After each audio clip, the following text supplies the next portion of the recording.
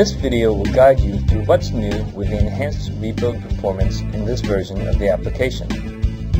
It will cover the rebuild changes from the previous version of the application, as well as the enhancements to the rebuilding notification and its performance speed.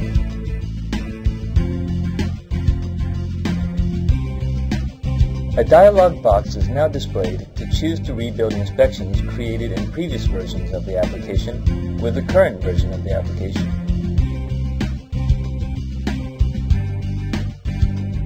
The application now clearly and intelligently displays which entities need to be rebuilt after changes to the inspection have been made.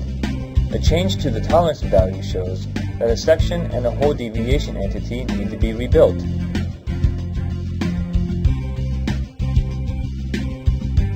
A change to the geometry type recognition value alerts the user that a section and a 3D GD&T entity need to be rebuilt.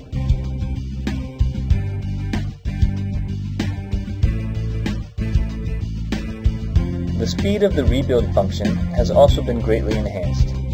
The application now only rebuilds necessary entities instead of all entities as in previous versions.